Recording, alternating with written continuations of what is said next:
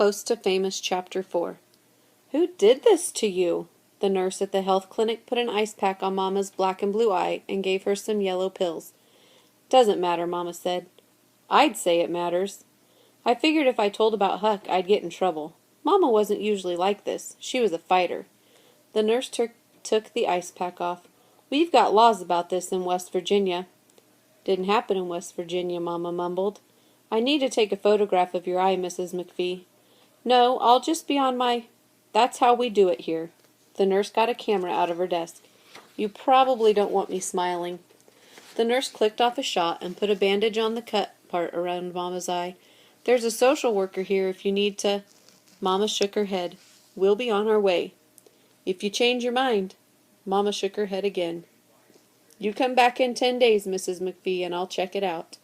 Mama put on her Megastar sunglasses, and we headed out of the clinic. "All right, that's over." It didn't feel over to me. We walked to the Chevy. "Do you think Huck might hurt other women, Mama?" She stopped. I looked at her. "I think he might." She unlocked the door. "There are things, Foster, you don't understand."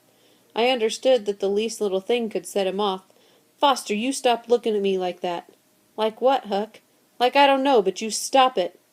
"Foster, it's 10 o'clock and you're still awake." "Well, maybe if you'd stop yelling..." "You'll hear a lot more of that girl if you don't go to sleep." Once he started screaming at me and calling me a loser because I got a bad report card. I told Mama, and that's when she told him they were through. He tried to sweet-talk his way back into her heart. He wrote her a song and brought chocolate and gave me an Elvis doll that twisted at the hips, but Mama said, "Adios, sayonara, get lost." The next day he broke our window. I guess if I'd kept my mouth shut we'd still be in Memphis, but if I'd done that, I'd be agreeing with Huck. I'm trying hard not to agree with anybody who says I'm a loser. The trailer was silver, and the top half was round like a bullet with little windows in front and back. It looked like an old-fashioned spaceship had landed in the yard. "This here's our Airstream," Kitty said. "Lester's pride and joy. Next to me, of course." She batted her eyes. From the porch Lester shouted, "She's an international 25-footer with a new floor, wheel covers, battery, storage tank, hydraulic disc brakes, new fridge, oven, cooktop, new converter charger, new window seals, new hot water heater. I did her up myself." I'd never seen anything like it. It set behind their old house, right next to a tomato garden. "Come, August," Kitty said. "We'll be up to our earlobes in tomatoes." It was June. I loved tomatoes, but no way would we be here in August. "We call this old girl the Silver Bullet." Kitty opened the door. Oh, the memories that bless and burn. It was hot inside and a little dusty, but it felt magical. There was a tiny kitchen with dishes and a see-through cupboard. A green couch wrapped around the wall, and there was a low bookcase, a hooked rug, and pictures of a man and woman hiking, fishing, and hugging on a beach. That's me and Lester in younger days. We crossed America twice in this beauty. The bed was at the end next to a little closet. It had a yellow and green striped cover. Kitty opened a door to a small bathroom with a shower. I poked my head in. Every inch of space was used. Back in the main room, Kitty grabbed a handle on the wall. "Watch this." She pulled, and down came another bed. "Cool," I said. Kitty pounded the mattress. It's seen better days. I flopped on the bed. "This is wonderful." "What a place this is." Mama got out her wallet. "I want to pay you rent and..." Kitty shook her head. "We're not using it, and we can't bear to get rid of it. Lester's daddy lived in it for 8 years. Man was sharp as a tack until the day he died. He keeled over in the kitchen one day, and that was it. We keep it as kind of a memorial to him. You just settle in." I wish she hadn't mentioned the part about him dying in the kitchen. "I insist." Mama tried to press money into Kitty's hand, but Kitty wouldn't take it. There was a time when me and Lester were flat out broke, and some folks gave us the room above their garage until we got back on our feet. I'm just passing that on. I want to be like that someday. There was a stuffed fish hanging above the sink. Lester's daddy was a fisherman, Kitty explained. He said you could never catch the smart fish. They were the ones that got away. That was the biggest bass he ever caught. We had it mounted for him on his 85th birthday. He'd talk to it day and night. I thought she said he was sharp as a tack. I looked at the fish and figured if it got caught, that meant it was stupid. It might take some time to get used to cooking with a stupid dead fish looking on. Mama said, "I don't know what to say." I did. "Thank you." I gave Kitty a big hug, went outside to the Chevy, and started unloading. A black cat with a white face meowed at my feet. "Hey, cat!" I carried 2 big trash bags into the house. I went back for my box of cooking stuff. The cat was purring near my leg. "He doesn't come around to just anyone," Kitty said. "He must sense you're good. Elvis, this here is Foster." "Elvis?" My heart beat fast as the cat looked at me. "If you say hi Elvis back, you'll have sealed the relationship." I gulped. "Hi Elvis." Huck used to make me call him Elvis when Mama wasn't around. Elvis the cat twitched his whiskers and crept away. Is there any place on this earth without an Elvis? Chapter 5. We started unpacking. We didn't have much, but getting it put away gave me a hopeful feeling. Mama and me try not to let belongings be too important. The number one thing I've got isn't pots and pans. It's Daddy's Las Vegas pillowcase with all his things inside. I was looking around the Airstream thinking where I would put it. Not near the fish.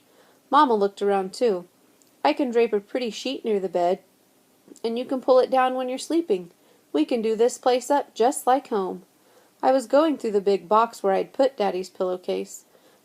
Took out my robe, a blanket, and my shooting star apron. The pillowcase wasn't there. We left so fast maybe I shoved it somewhere else. I headed back out to the Chevy. Elvis the cat wanted my attention. "I don't have time for anything, Elvis. You shoo." The back of the Chevy was empty. I looked through the trunk. I looked through the trunk again, and this time I was close to crying because I couldn't find Daddy's pillowcase anywhere. "Mama!" She ran out. "You've got the pillowcase, right?" One look at her face said she didn't. We searched the car again. We searched everything in the trailer again. It wasn't there. My most prized possession, with Daddy's dog tags from the army, and his papers, and the special award he got for getting killed, and the letters he sent me, and his cufflinks from when he and Mama got married, and his little flag of Ireland, and his donkey keyring that you press and get a hee-haw sound. "You said we had everything," I shouted. I thought we did. You should have checked." "Baby, I'm sorry." She reached out to me, but I pulled away. Elvis the cat came up meowing. "Shut up," I screamed. "Don't come back."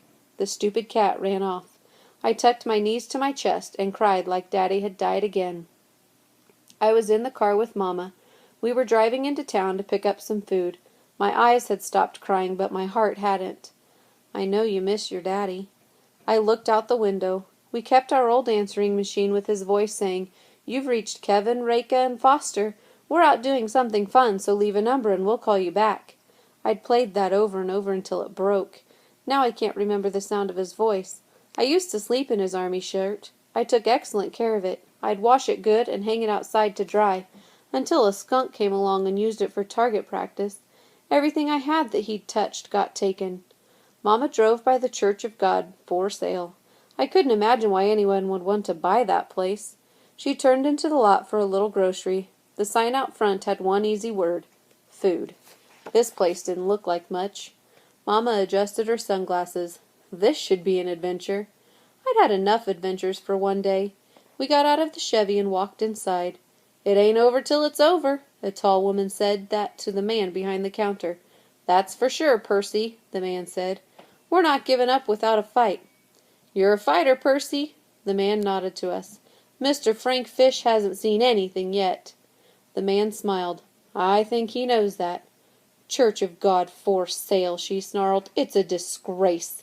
She walked out the door, and then I remembered. She was the lady I'd seen planting flowers outside the church. "You ladies finding what you need?" the man asked friendly. "We are, thank you kindly."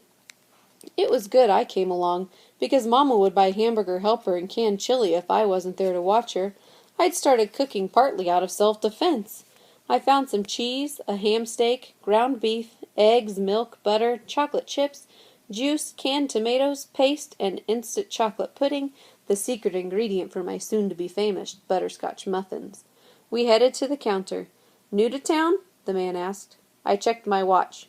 "We been here exactly 4 hours." He chuckled. "Say, that's real new." He rang up our food. "Staying a while?" "A while," Mama said. "Welcome to Culpeper. I'm Jarvis." "Reka McPhee," Mama said, "and this is my daughter Foster." Just then the door opened and Percy marched back in like she had a storm inside of her. She pointed a finger at Jarvis. "And if that real estate woman comes sniffing around, you tell her she's going to have to fight the fight of her sweet life if she tries to sell the church. You tell her that." Jarvis said, "Rate Gun Foster, meet Perseverance Wilson, the defender of all that's right and true." Mama grinned. "You've got a big job, Miss Wilson." Perseverance smiled bright. "Somebody's got to do it."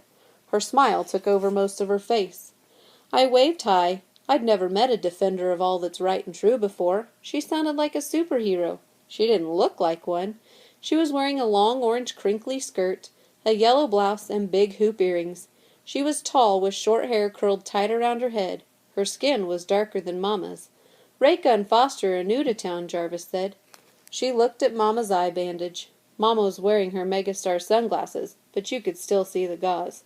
"Don't get many new folks here." I was starting to see why. Perseverance Wilson turned to Jarvis. "You seen Fish around?" Jarvis smiled. "I imagine he's hiding.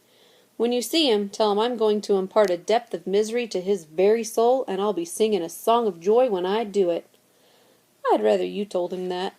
Jarvis shook his head as she left. I knew Mama wouldn't say a peep about this, but me, I have trouble keeping quiet.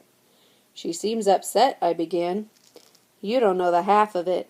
Right then a short boy came running into the store, waving a sheet of blue paper. "I got Miss Charlena's list, and she's low this time. Lower than yesterday, even." I looked at Mama. Jarvis read the list, lifted a bag of coffee off the shelf behind him, and put it in a box with a big bottle of mouthwash. "I'll get the syrup and the frozen waffles," the boy said, and headed down the aisle. Jarvis called after him, "That special honey she wanted from New Zealand hasn't come in yet." The boy turned around. He looked worried. "I've got another blow for you, Macon. We're out of ho-hos and ding-dongs." "Miss Charlena's not going to like that. She's going to have to deal with the disappointment until the hostess truck comes." I grabbed Mama's arm. "What kind of place is this?"